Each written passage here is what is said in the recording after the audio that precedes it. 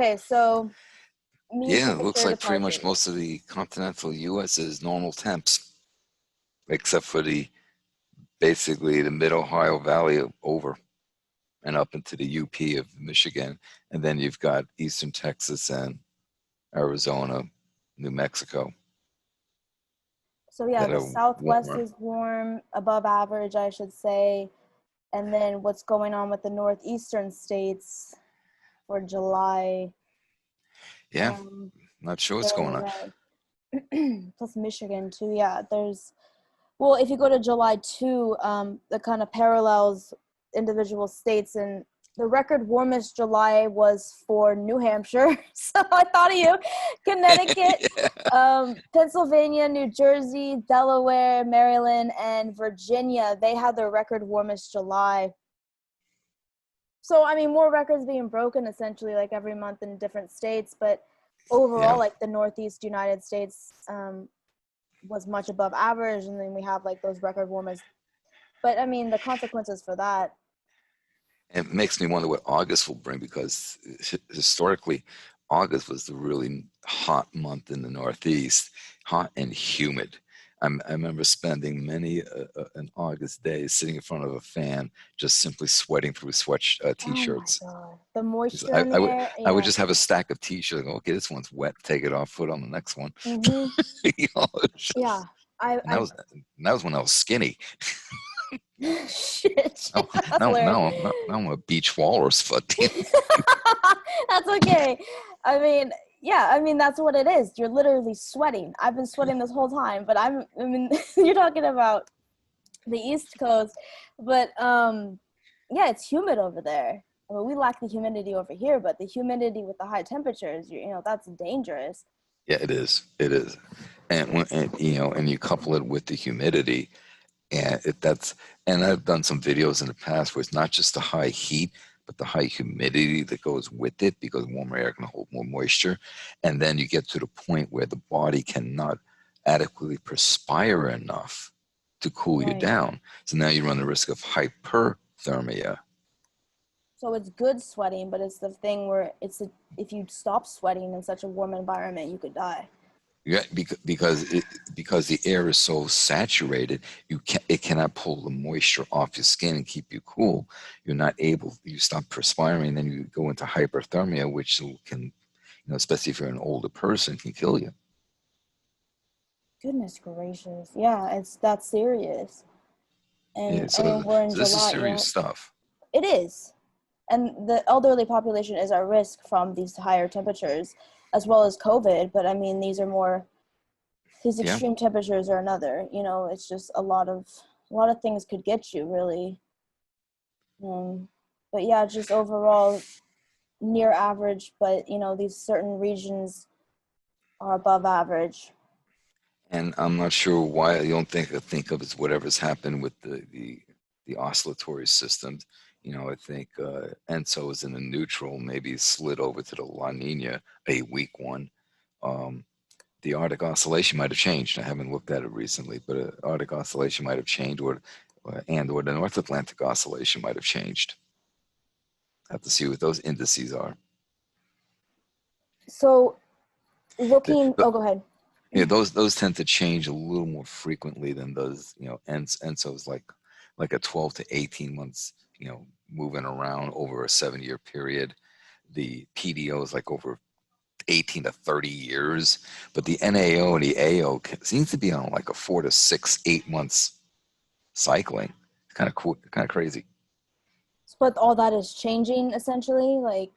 It's changing, but depending on what state, if it's in a positive or negative phase, might influence. Well, not might. It will influence what the temperatures are doing, as well as what the jet streams are doing, because that they all influence the jet streams anyway. Well, that affects the precipitation essentially. Oh, Just sure. If you're affecting the okay. jet stream, if you're going to affect the patterns where the clouds travel, and affect the precipitation patterns, absolutely. Well, leading into the precipitation with the July 3 precipitation percent of average, just for July, I mean, regionally, again, we have extremes. on the It West almost looks Coast, like the middle of the country was a little wet. which is interesting for July, right? I mean, Yeah. I mean, yeah, it looks like the state of Iowa is kind of dry a little bit, but when you look at California, for goodness sakes, that's why there's fires, Jim. It's unbelievable, but yeah, that is in right southern there. Nevada, it's just crazy. That's and but it makes sense because look how dry it is. What's happening? You've got fires raging because the ground is so dry. And it's been like that the whole year, and that's why I wanted to bring up the other one, precipitation percent of average from January to July. It's the first 7 months, but it's the fourth graph. It just shows that the regional differences. The western United States is dry with patches of white with average, but the other side is also wet. So there's like this divide Yeah, where the you get Tennessee extreme. Valley and so on. Yeah. So yeah, Well, I you know, what you're seeing in the Western U.S. is kind of reflecting the neutral La Nina side of the Enso cycle. okay, that's what I You, wanted to lead into. Yeah, so go on. because usually when you have the La Nina, it tends to bring a drier condition to Western U.S. Usually, not always, but usually. Nothing's ever set in stone when it comes to such phenomenon, but whatever. But that could be a helpful uh, factor. Yeah, so we're Not in, helpful, but a contributing factor. Yeah. which is contributing to all these dry temperatures.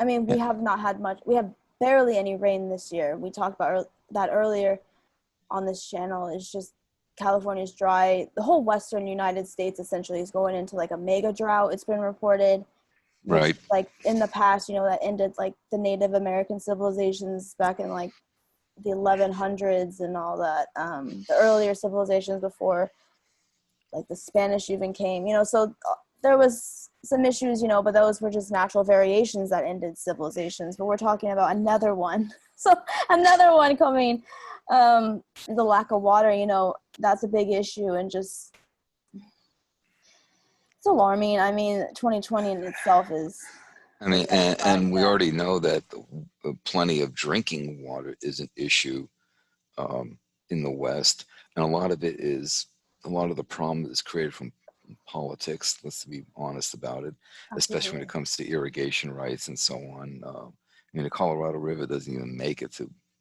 Baja anymore. It It's used to, small. It's so it started small. damming the crap out of it. Oh my But God, Jim, that's hilarious. No, so seriously, that it doesn't even make it. It dries up well before that. driving across California to Arizona, you see it, but it's so small. I'm laughing. I mean, it's a serious, environmental issue, but I mean, what can you do? I mean, this is our world. We're drying up, and other places are getting wetter. So, like that extremes, I thought these graphs showed that, like parts of the United States, you have the West turning drier and drier, and the East Coast, in the eastern region, getting wetter and wetter. So, they try to That's like, actually a really good point because one of the things that studies are indicating is that dry areas will get drier, wet areas will get wetter. You know, and that's because if you have a wet area, well, it's wet, so that moisture goes into the atmosphere and comes back down.